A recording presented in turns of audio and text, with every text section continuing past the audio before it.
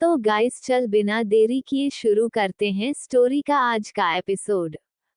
अब आगे। अरमान की बातें सुनकर जहां पूरी कपूर फैमिली शॉक्ड हो गई थी, वहीं अरमान के फेशियल एक्सप्रेशन एकदम नॉर्मल थे। अरमान की बात सुनकर कि सुकून हमेशा उसकी ही रहेगी और सुकून सिर्फ उसकी है, जनार्दन कपूर जी ने अरमान से थोड़ी तेज आवाज में कहा, देखो तुम बच्चे, तुम बहुत ज्यादा बोल रहे हो अपनी उम्र से। अरमान ने उनके बात बीच में काटते हुए कहा, स्टॉप दादाजी, मैं अपनी उम्र के हिसाब से सही ही बात कर रहा हूँ और मैं जो कह रहा हूँ वह बिल्कुल ठीक कह रहा हूँ, क्योंकि वह मेरी है इसलिए मैं उसे अपनी कह रहा हूँ, इसमें मैंने क्या गलत कहा। जनार्दन जी ने अरमान की बात बीच में काटते हुए कहा, सबसे पहले तो मैं तुम्हारा दादाजी कैसे हुआ यह मुझे बताओ तुम। अरमान ने बिना किसी एक्सप्रेशन के साथ एकदम कोल्ड लुक देखकर अपने साफ शब्दों में जनार्दन जी की तरफ देखते हुए कहा, क्योंकि आप मेरे एंजल के दादाजी हो, इस हिसाब से आप मेरे भी दादाजी हुए। जनार्दन जी ने थोड़ा खींचकर अरमान से कहा, हाँ तो क्या हुआ, तुम हमारे पोते और हमारी पोती के दोस्त हो, इसका मतलब ये थोड़ी होता है कि हम तुम्हारे दादाजी हो गए। अरमान ने जनार्दन जी की इस बात पर अपनी सख्त आवाज में जनार्दन जी की तरफ देखते हुए कहा, आपसे किसने कहा कि मैं उसका दोस्त हूँ, वह मेरी फ्यूचर वाइफ है और मैं उसका फ्यूचर हस्बैंड। अरमान की बात सुनकर कपूर फैमिली के तो मानो होश ही उड़ गए थे।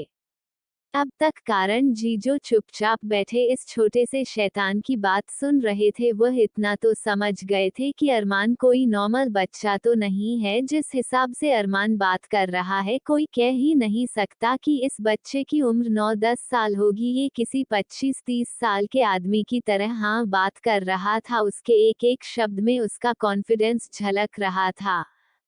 करण जी ने अरमान की तरफ देखते हुए शांति से कहा, देखो बेटा, तुम क्या कह रहे हो यह शायद तुम्हें भी समझ में नहीं आ रहा, अभी तुम इन सब चीजों के लिए काफी छोटे हो, जब तुम बड़े हो जाओगे तब तुम्हें प्यार और शादी जैसे रिश्तों का मतलब समझ में आ जाएगा।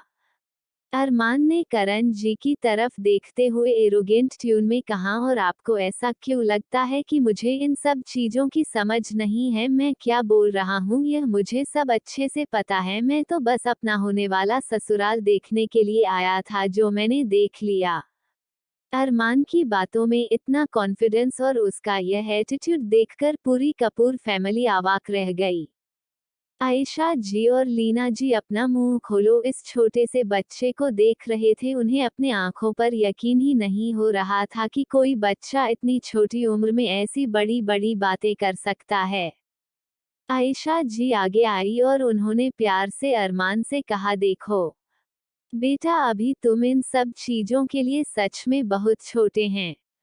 अरमान को आयशा जी का उससे ऐसे प्यार से बातें करना उसे सुकून दे रहा था, कहीं ना कहीं बचपन से लेकर आज तक माँ का प्यार ना मिलने के कारण अरमान हमेशा से अकेला रहा था और अरमान भी बाकी छोटे बच्चों की तरह अपनी माँ की गोद में सर रखकर सोना चाहता था, पर शायद ये किस्मत अरमान को कभी नहीं मिली। उसने अपनी आंखें नरमी से भरकर आयशा जी की तरफ देखते हुए कहा, देखिए आंटी, मुझे पता है कि बाकी लोगों की तरह आप भी मुझे एक बच्चा समझ रही है, पर मेरा यकीन, किसी में कोई छोटा बच्चा नहीं हूँ और मैं क्या कह रहा हूँ यह मैं बहुत अच्छे से जानता हूँ। आप सब माने या ना माने, मेरी एंजल सिर्फ मेरी है, आज भी, कल भी और आगे भी तो सिर्फ मेरी ही रहेगी। जब तक के लिए वह बड़ी नहीं हो जाती, वह आप लोगों के पास मेरी अमानत बनकर रहेगी, उसके बाद वह सिर्फ मेरी होगी।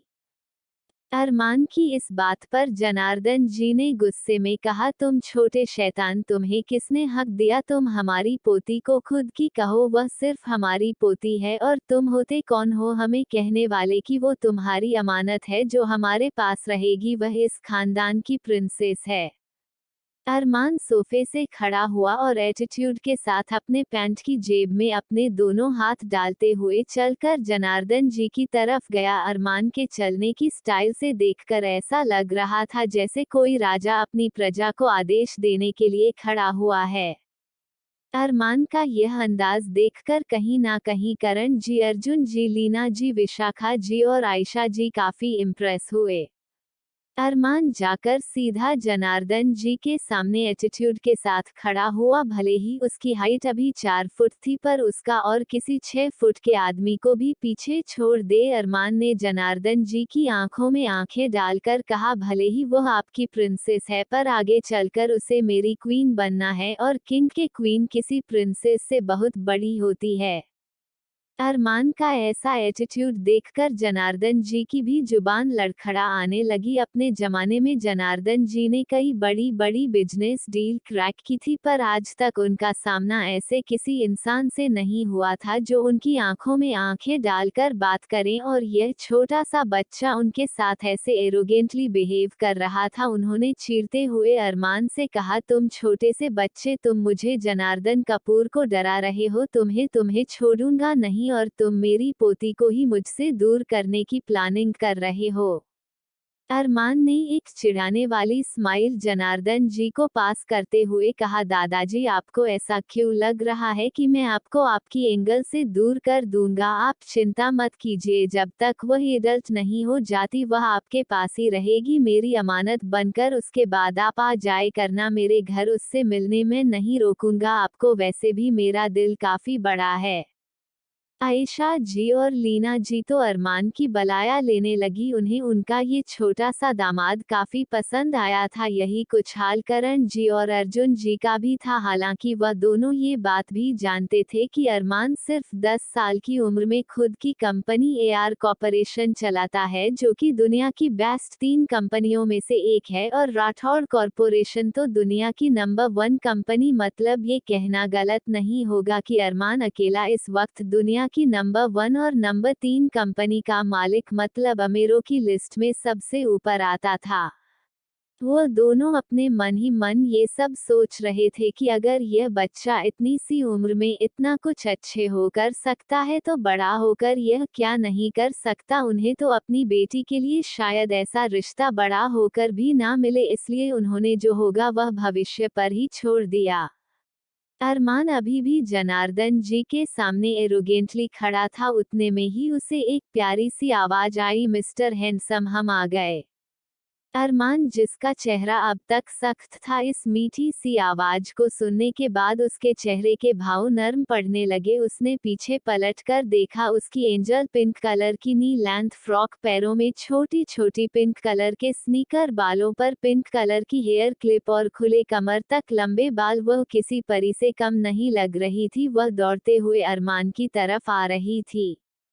अपनी एंजल को खुद की तरफ आता देख अरमान ने अपने दोनों हाथ अपनी पेंट की जेब से निकाले और अपने हाथ आगे बढ़ाकर अपनी एंजल को अपनी गोद में उठाकर प्यार से उसके गालों को सहलाते हुए कहा, आपको तो बहुत देर लग गई है एंजल।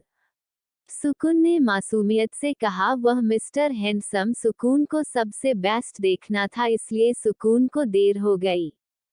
अरमान ने प्यार से सुकून के बालों को कानों के पीछे करते हुए कहा, एंजल, आप चाहे कुछ भी करो, आप सबसे बेस्ट दिखते हो। खुद की तारीफ सुनकर सुकून टिमटिमाती आंखों से अरमान की तरफ देखने लगी, जैसे कह रही हो सच्ची। अरमान भी इतने दिनों में अपनी एंजल की दिल की बात समझने लगा था। उसने उसकी नाक को खींचते हुए कहा, मुझी।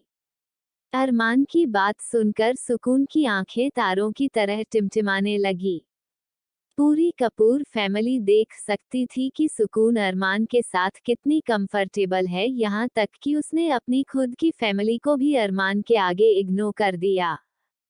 जनार्दन जी, जो अपनी सबसे प्यारी पोती, जो उनकी जान थी, उसे ऐसे खुद को इग्नोर करता देखकर अरमान से बुरी तरह जल रहे थे। क्योंकि सुकून जभी भी नीचे आती थी, सबसे पहले जनार्दन जी की गोद में ही चढ़कर उनके दोनों गालों पर किस करके गुड मॉर्निंग विश करती थी, पर आज ऐसा नहीं हुआ था। इस वजह से जनार्दन जी गुस्से से मुंह फुलाकर अरमान और सुकून की तरफ देख रहे थे। हालांकि दिल ही दिल में वह ये बात मान चुके थे कि अरमान सुकून के लिए परफेक्ट है।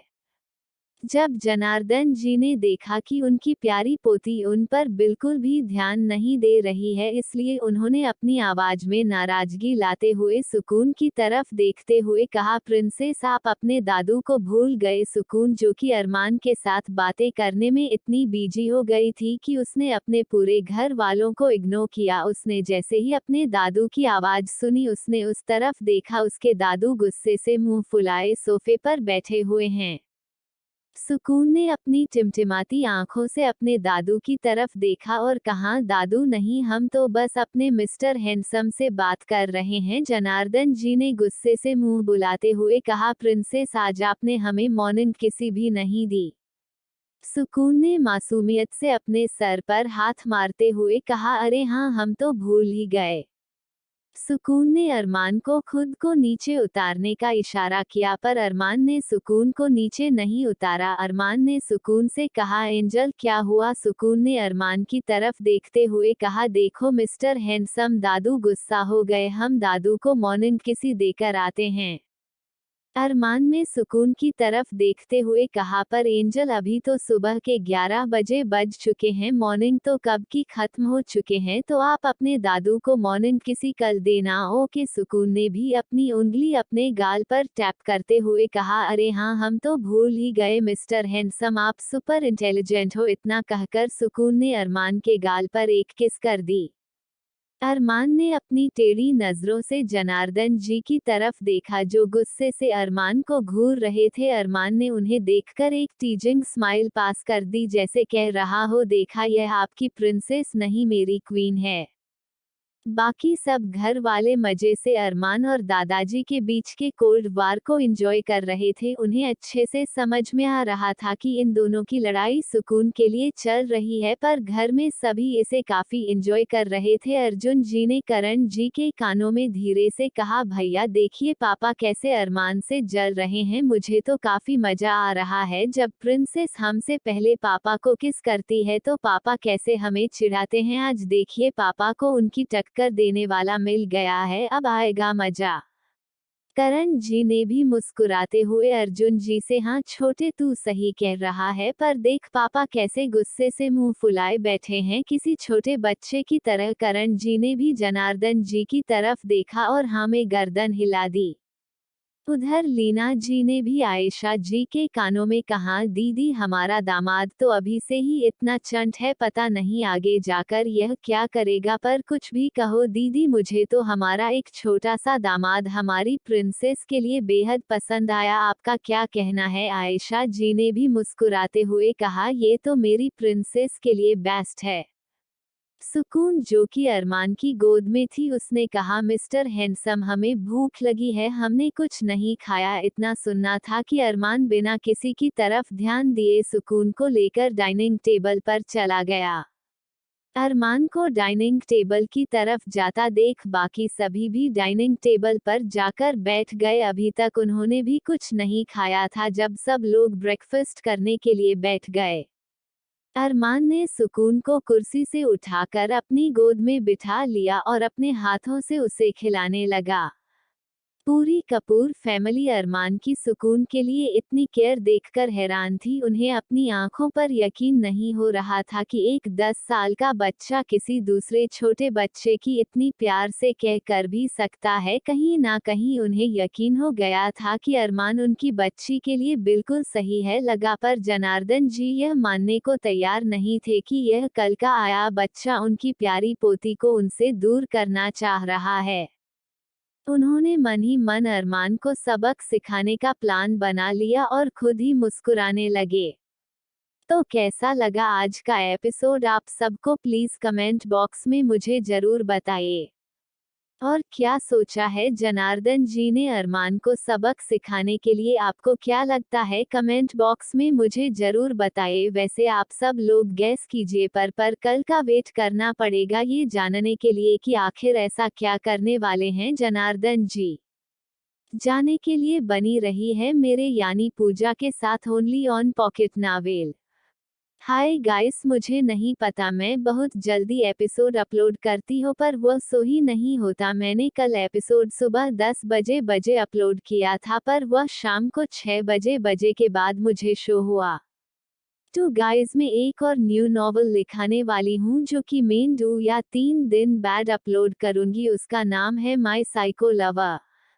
ये कहानी है आहान ओबरॉय और आरोही शर्मा की। आहान जो कि एक साइकोपैथिक इंसान है। आहान इस कहानी का विलेन भी है और हीरो भी आरोही जो कि एक खुशमिजाज शरारती लड़की है, साथ ही साथ काफी इनोसेंट भी। वह जिंदगी खुलकर जीती है, आसमान में उड़ने की चाहत रखती है, पर क्या होगा जब शैतान आहान के चंगुल में फंस जाएगी। इनोसेंट सी आरोही आसमान में उड़ने की चाहत रखने वाली आरोही की जिंदगी के होकर रह जाएगी, चार दीवारों के बीच लाएगी आरोही की जिंदगी। क्या होगा साइको आहान का, जानने के लिए पड़ेगा मेरी आने वाली नावेल माय साइको लवर। अगर आप सबको मैंडलीफ के नाम पसंद नहीं आए तो आप सब लोग मुझे कमेंट बॉक्स में बताइए कि मुझे क्या नाम रखने चाहिए। तब तक के लिए बाय बाय। सुकून चुपचाप अरमान की हाथों से डाइनिंग टेबल पर बैठकर खाना खा रही थी। पूरी कपूर फैमिली ये देखकर हैरान थी कि जो सुकून घर वालों के अलावा कभी किसी के साथ कंफर्टेबल नहीं होती, वह आज अरमान के साथ कितनी ज्यादा कंफर्टेबल है। और यहाँ तक कि अरमान के हाथों से ऐसे खाना खा रही है जैसे यह उसका रोज का ही काम है। पर कहीं ना कहीं पूरी का पूरी फैमिली यह बात जानकर खुश थी कि उनकी बेटी की उनके अलावा भी कोई इतनी ज्यादा प्यार करता है। और जब अरमान ने कहा कि सुकून सिर्फ उसकी है, तब उन्हें यकीन हो गया कि यह लड़का बड़ा होकर भी उनकी बेटी को ऐसे ही प्यार करेगा। वही कोई था जो सुकून और अरमान को घूर रहा था, और यह कोई और नहीं जनार्दन जी थे जो अपने मन ही मन सोच रहे थे, ये शैतान लड़का आते ही मेरी पोती को मुझसे दूर करने की प्लानिंग कर रहा है। पर मेरा नाम भी जनार्दन कपूर है, मैं ऐसा नहीं होने दूंगा और शैतान को तुम्हें अच्छे से सबक सिखा कर ही रहूंगा। सबका ब्रेकफास्ट होने के बाद सब डाइनिंग टेबल से उठकर हॉल के सोफे पर जाकर बैठ गए। सुकून अरमान की गोद में बैठी अरमान से कुछ बातें कर रही थी और अरमान चुपचाप सुकून को निहारते हुए उसकी बातें सुन रहा था। आयशा जी और लीना जी दोनों को चुपचाप सब ऑब्जर्व कर रही थी। करण जी और अर्जुन जी ऑफिस के लिए जा चुके थे। विशाखा जी अपने रूम में जाकर आराम कर रही थी, पर जनार्दन जी सिर्फ अरमान को घूर रहे थे, जिसकी वजह से आज उनकी पोती उन्हें इग्नोर कर रही थी। जनार्दन जी को जब 4 पोते के बाद एक पोती नसीब हुई थी, तब उन्होंने सबसे पहले सुकून को अपनी गोद में लिया था। तब से लेकर आज तक घर में सबसे ज्यादा सुकून उनकी लाडली थी, और बचपन से ही चाहे सुकून कोई भी गलती क्यों ना करे, जनार्दन जी ने आज तक सुकून को एक बार भी नहीं डांटा था। यहाँ तक कि अगर कोई उनकी प्यारी पोती को डांटे तो वह उन्हें अपनी छड़ी से पीटते थे। जनार्दन जी ने तो अपने मन में एक ही सोच कर रखा था कि वह सुकून के लिए घर जमाई ही लेकर आएंगे, जिनसे उनकी प्यारी पोती हमेशा उनके पास ही रहे। पर आज जब अरमान ने कहा कि वह सिर्फ बड़ी होने तक उनके पास रहेगी और उसके बाद अरमान उसे खुद के साथ लेकर जाएगा, तब से उन्हें अरमान के ऊपर बहुत ज्यादा गुस्सा आ रहा था। वह यही सोच रहे थे कि यह छोटा शैतान ऐसे कैसे उनकी प्यारी पोती पर अपना हक जमा सकता है। उन्होंने मन ही मन अरमान को सबक सिखाने का ठान लिया था। कुछ सोचकर जनार्दन जी के फेस पर एक शैतानी मुस्कुराहट आ गई और वह वहां से अपने रूम की तरफ चले गए, जहां हॉल में सुकून अपनी प्यारी प्यारी बातों से अरमान को पका रही थी। पर हमारे अरमान बाबू को तो अपनी एंजल की हर बात प्यारी लगती थी। वह सिर्फ अपनी एंजल को सुन रहा था जो कि उसे उलझुल बातें बता रही थी। लीना जी और आयशा जी भी अच्छे से जानती थी कि सुकून अरमान को कितना ज्यादा पका रही है, पर वह ये देखकर हैरान थे कि अरमान सुकून की हर बात पर मुस्कुराकर हमें जवाब दे रहा था, जिसे सुकून के फेस पर एक प्यारी सी स्माइल आ रही थी। यह स्माइल देखकर लीना जी और आयशा जी बहुत ज्यादा खुश थे क्योंकि उन्हें सिर्फ यही चाहिए था कि उनकी प्रिंसेस हमेशा खुश रहे और उन्हें ये देखकर काफी खुशी हो रही थी। क्या अरमान खुद एक बच्चा होकर सुकून का कितने अच्छे से ख्याल रखता है। लीना जी ने आयशा जी के कान में कहा, दीदी आपको क्या लगता है बड़ा होकर भी यह हमारी प्रिंसेस का ऐसा ही ख्याल रखेगा। आयशा जी ने मुस्कुराते हुए अरमान और सुकून की तरफ देखते हुए कहा, वह तो तब का तब पता चलेगा, पर अभी तो ये देखकर लग रहा है कि हमारा छोटा सा दामाद हमारी नन्ही परी से कितना ज्यादा प्यार करता है। उधर जनार्दन जी अपने रूम में जाकर अपने डायरी में कुछ पुराने नंबर ढूंढने लगे। जैसे ही उन्हें वह नंबर मिला उन्होंने तुरंत उस नंबर पर फोन किया। उधर से एक बुजुर्ग की भारी भरकम आवाज सुनाई दी। उस इंसान के भी उम्र करीब जनार्दन जी के बराबर ही होगी। जनार्दन जी ने इधर से थोड़ी रूट टोन में कहा, मैं बोल रहा हूँ। यह आवाज सुनते ही उधर के इंसान ने कहा, जनार्दन। जनार्दन जी ने हाँ में जवाब दिया। इतने में ही फोन की दूसरी तरफ से इंसान यानी कि अशोक राठौड़ ने कहा, 5 सालों में पहली बार तुम मुझे फोन कर रहे हो, आखिर ऐसे भी क्या हो गया कि तुम्हें इस गरीब की याद आ गई। जनार्दन जी ने थोड़े गुस्से में कहा, लगता है बुढ़ा होने की वजह से तू सठिया गया है, तू और गरीब तो फिर गरीबों को क्या कहेगा तू। जनार्दन जी की बात सुनकर उधर से अशोक जी ने गुस्से में कहा, बुढ़ा होगा तू, मैं तो अभी भी जवान हूँ। जनार्दन जी ने अशोक जी पर हंसते हुए कहा, तू और जवान तू हो गया है बुढ़ा, इसलिए मैं तुझे बुढ़ा ही कहूँगा।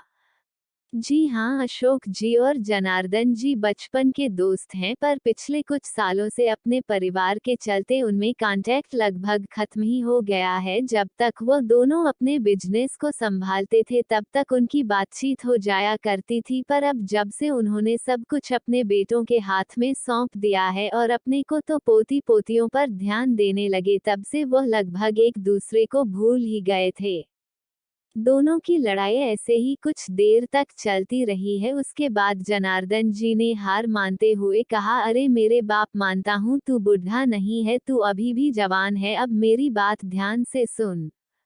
अशोक जी ने भी शांत होते हुए कहा, हाँ बता। इधर से जनार्दन जी ने थोड़ी चढ़ी हुई आवाज में कहा, आज तेरा नालायक शैतान पोता मेरे घर आया और मेरी पोती को मुझसे दूर करने की साजिश कर रहा है। मुझसे कहता है कि वो उसकी होने वाली वाइफ है। तेरा पोता इतना छोटा होकर इतनी बड़ी बड़ी बातें करता है, तू जल्दी से और अपने शैतान पोते को लेकर जा।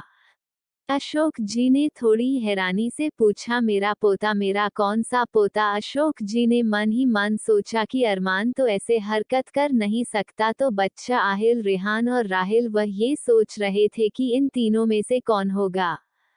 अशोक जी ने सीरियस आवाज में कहा, तो सच कह रहा है, मेरा ही पोता आया है न? अच्छा मुझे ये बता कि अगर आया है तो आहिल, रेहान, राहिल। जनार्दन जी ने थोड़ा गुस्से में कहा, ये तीनों कौन है? मेरे घर जो आया है उसका नाम अरमान है। अरमान का नाम सुनते ही अशोक जी का हैरानी का ठिकाना ही नहीं रहा। उन्हें यकीन नहीं हो रहा था कि उनका जो पोता, जो किसी से सीधे मुंह बात नहीं करता, वह किसी के घर चला गया और यह कह दिया कि उसकी पोती उसकी होने वाली वाइफ है। उन्होंने हैरानी के जनार्दन जी से कहा, जनार्दन तू सच सच बता, वरना मैं हार्ट अटैक से ही मर जाऊंगा। तुझे पता भी है मेरा पोता कैसा है? जनार्दन जी ने यहाँ से थोड़े गुस्से में कहा, मुझे अच्छे से पता है, वह एक नंबर का बदतमीज शैतान बच्चा है, अपनी उम्र के बच्चों से बहुत अलग है, बातें तो ऐसे करता है जैसे अभी 25 या 30 साल का हो। जनार्दन जी की इस बात पर अशोक जी ने उसे पूरी बात बताने को कहा। जनार्दन जी ने जैसे जैसे सारी बातें अशोक जी को बताए, अशोक जी ने हैरानी से कहा, मुझे यकीन नहीं हो रहा है, जाना था कि तू सच में मेरे अरमान के बारे में बात कर रहा है। तू सोच भी नहीं सकता कि अरमान का नेचर कैसा है। घर पर वह दिन में गिने चुने शब्द में बात करता है। बचपन से अरमान को मैंने कभी मुस्कुराते हुए नहीं देखा और तू सोच भी नहीं सकता कि मेरा अरमान इतनी सी उम्र में कैसा बन गया है, पर जब तू आज ये सब बातें कह रहा है तो मुझे एक उम्मीद की किरण नजर आ रही है। पहली बार मेरे अरमान ने किसी के लिए अपने इमोशन दिखाए हैं और मैं नहीं चाहता कि वह मेरे अरमान से दूर हो जाए। मैं तुझे रिक्वेस्ट करता हूँ जनार्दन, अपनी पोती को मेरे अरमान से दूर मत कर, शायद वही मेरे अरमान को फिर से जीना सिखा दे। जनार्दन जी ने अशोक जी से हैरानी से पूछा, पर मुझे ये समझ में नहीं आता कि इतना छोटा बच्चा इतनी सी उम्र में ऐसा कैसे बन गया। अशोक जी ने एक गहरी सांस ली और अरमान की बचपन से लेकर अब तक की सारी कहानी जनार्दन जी को बता दी। जैसे जैसे जनार्दन जी ने अरमान के अतीत के बारे में सोचा, उन्होंने हैरानी से अशोक से पूछा, तू सच कह रहा है अशोक, कोई सगी माँ अपने बेटे के साथ ऐसा कैसे कर सकती है? और इतने से बच्चे ने अपने उम्र में क्या कुछ नहीं देख लिया, इसलिए शायद हो अब एक पत्थर बन चुका है। अशोक जी ने एक गहरी सांस ली और कहा, इसलिए मैं हमेशा से चाहता था कि मेरे अरमान की जिंदगी में कोई ऐसा आए जो उसे फिर से एक इंसान बना दे। मुझे अब एक उम्मीद की किरण तेरी पोती में नजर आ रही है। जनार्दन जी ने थोड़े गुस्से में कहा, तो तू चाहता है कि मैं अपनी पोती को तेरे उस नालायक खड़ूस शैतान को दे दूं, और वो मुझे अभी से धमकी दे रहा है कि बड़ा होने के बाद वो उसे अपने साथ लेकर जाएगा और मैं कभी कभी उससे मिलने आ सकता हूँ, वह भी उसके घर पर। यह कोई बात हुई? मैं मेरी इकलौती पोती है, सुकून। अशोक जी ने हंसते हुए कहा, तुझे क्या लगता है अगर तू चाहेगा तो भी तू मेरे अरमान से उसकी सुकून को दूर कर पाएगा? कभी नहीं। तू सोच भी नहीं सकता कि अरमान इतनी सी उम्र में क्या क्या नहीं कर सकता। जनार्दन जी ने थोड़े उखड़े हुए स्वर में अशोक जी से पूछा, अच्छा तू ही बता दे कि तेरा वह शैतान पोता क्या क्या कर सकता है। जनार्दन जी को अभी तक नहीं पता था कि अरमान की खुद की कंपनी है जो कि दुनिया में नंबर 3 पर आती है। अशोक जी ने अरमान के बारे में थोड़ी बहुत बातें जनार्दन जी को बताए, जो सुनकर जनार्दन जी के हैरानी का ठिकाना ही नहीं रहा। उन्होंने लगभग फोन पर चिल्लाते हुए कहा, तू यह क्या कह रहा है? एक 9 साल का बच्चा और यह सब कैसे कर सकता है? तू जरूर मुझसे झूठ बोल रहा है। अशोक जी ने गहरी सांस लेकर कहा, जनार्दन मैं तुझसे झूठ क्यों बोलूंगा, और अगर तुझे मेरी बात पर यकीन नहीं है तू अपने बेटों से अरमान के बारे में पता करने को बोल। मुझे यकीन है कि वह लोग भी अरमान के बारे में कुछ पता नहीं लगा पाएंगे। मैं तुझे यह इसलिए बता रहा हूँ क्योंकि अब मेरा पोता तेरी पोती के पीछे पड़ गया है। मुझे तो पहले ही यकीन था कि मेरा पोता मेरी तरह ही रोमांटिक होगा। जैसे मैंने सीता को अपने कॉलेज के दिनों में प्रपोज किया है, मेरा पोता तो मुझसे भी आगे निकला। उसने तो अपने स्कूल में ही अपने लिए लाइफ पार्टनर भी ढूंढ ली। जनार्दन जी तो अरमान के बारे में सुनकर अपने ख्यालों में ही गुम हो गए कि उन्होंने अशोक जी की कोई बात सुनी ही नहीं। जनार्दन जी मन ही मन सोच रहे थे कि वह अरमान को उसके दादाजी से डांट खिलाएंगे, पर जब उन्होंने अरमान के बारे में इतना कुछ सुना तो उनका प्लान पूरी तरह से फ्लॉप हो गया। उन्हें इस बात से और भी ज्यादा गुस्सा आ रहा था। उन्होंने चढ़ते हुए कहा, चाहे कुछ भी हो जाए मैं उस शैतान बच्चे को, अपनी पोती को खुद से दूर नहीं करने दूंगा। मेरी एकलौती पोती है। अशोक जी ने हंसते हुए कहा, जनार्दन तू एक छोटे से बच्चे से जल रहा है। जनार्दन जी ने इस बात पर छोटे बच्चे की तरह चढ़ते हुए कहा, जब कोई तुझे तेरी पोती या फिर पोती से दूर करेगा तब तुझे समझ में आएगा मेरा दुख। जनार्दन जी के इस बात पर अशोक जी ने सिर्फ हाँ में जवाब दिया और कुछ नहीं कहा। कुछ देर ऐसे ही बातें करने के बाद दोनों ने फोन रख दिया। जनार्दन जी ने जब सोचा कि उनका प्लान फ्लॉप हो चुका है अरमान को डांट खिलवने का, तब उन्होंने कुछ और सोचने का ठानी, पर उनके दिमाग में कुछ ख्याल ही नहीं आ रहा था। उन्होंने चुपचाप नीचे जाकर अपनी प्यारी पोती को देखने के बारे में सोचा और वह नीचे चले गए। उन्होंने देखा कि सुकून अरमान की गोद में ही सिकुड़ कर सो गई है और अरमान प्यार से उसके सर को सहला रहा था। कहीं ना कहीं उन्हें ये भी अच्छा लग रहा था कि अरमान इतना छोटा होने के बावजूद किसी बड़े की तरह उनकी पोती की केयर करता है, पर उनके दिल में जो जलन उठ रही थी वो उसे भी नकार नहीं सकते थे। आखिर उनकी पोती ने अरमान के लिए उन्हें इग्नोर जी किया था। वो अरमान और स्कूल के पास आए। उन्होंने अरमान से कहा, प्रिंसेस को हमारे पास दे दीजिए, हम इन्हें इनके रूम में सुला कर आते हैं। अरमान ने घूरकर जनार्दन जी को देखा और कहा, दादाजी मेरी एंजल को मेरे पास ही रहने दीजिए, उसे मेरे पास सबसे अच्छी नींद आएगी। जनार्दन जी ने घूरकर अरमान को देखा और कहा, तुम छोटे शैतान अभी से मेरी प्यारी पोती के पीछे पड़ गए हो। अरमान ने घुरकर जनार्दन जी की तरफ देखा और कहा, दादाजी मैं आपका होने वाला दामाद हूँ और आप मुझे शैतान कहकर बुला रहे हैं। मैंने तो सुना था कि दामाद की बहुत अच्छे से रिस्पेक्ट की जाती है, पर यहाँ तो कुछ और ही हो रहा है। जनार्दन जी ने गुस्से से इस छोटे शैतान की तरफ देखते हुए कहा, तुम्हें क्यों लगता है कि तुम मेरे दामाद बनोगे? तुम देखना, तुमसे 1000 गुना अच्छा लड़का मैं अपनी पोती के लिए लेकर आऊंगा और वही मेरा दामाद बनेगा। जनार्दन जी ने इतना कहने के बाद अपना सर ऊपर करके अरमान की तरफ देखा तो अरमान की आंखें गुस्से से लाल हो रखी थी। अरमान के आसपास का और इतना खतरनाक लग रहा था जैसे कोई ठंड का मौसम चल रहा है। अरमान ने प्यार से सुकून के सर को सोफे पर रखा और अपनी जगह से खड़े होकर जनार्दन जी की आंखों में आंखें डालकर कहा, सोचना भी मत मेरी एंजल का नाम किसी और के साथ जोड़ने की, वरना आपके पूरे परिवार की मैं ऐसी हालत कर दूंगा कि आप ना घर के रहोगे ना घाट के, और आप लोगों को पछतावा करने का मौका भी नहीं मिलेगा।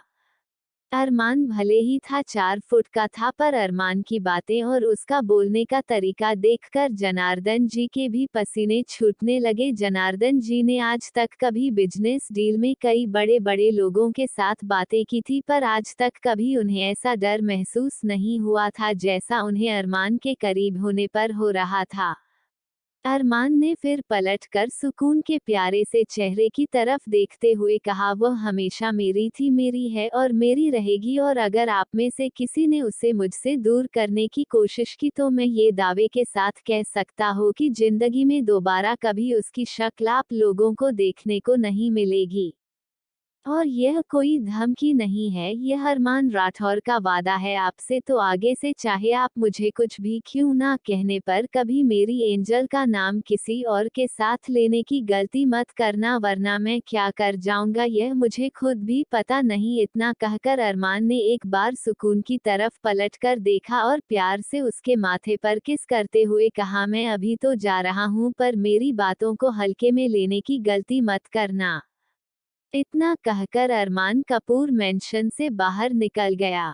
वही लीना जी और आयशा जी जो किचन से बाहर आ रहे थे, उन्होंने अरमान और जनार्दन की सारी बातें सुन ली। उन्होंने जब अरमान को इतने खतरनाक तरीके से बात करके देखा तो उन दोनों के माथे पर भी पसीने की बूंदें आ गई। उन्हें एक विश्वास नहीं हो रहा था कि एक 9 या 10 साल का बच्चा इतना खतरनाक भी हो सकता है। जनार्दन जी अभी भी अरमान की बातों को सोचकर अपनी जगह पर एक तक खड़े होकर जिस दिशा में अरमान गया वहां पर देख रहे थे। उन्होंने मन ही मन सोचा, लगता है अब मुझे इस छोटे शैतान के बारे में और ज्यादा जानकारी इकट्ठा करनी ही होगी। तो ऐसा क्या बताया अशोक जी ने अरमान के बारे में कि जनार्दन जी इतने ज्यादा हैरान हो गए? और क्या जनार्दन जी पर असर होगा अरमान की धमकी का, या फिर जनार्दन जी ऐसा कुछ कर देंगे जैसे अरमान और उनके बीच बन जाएगा 36 का आंकड़ा?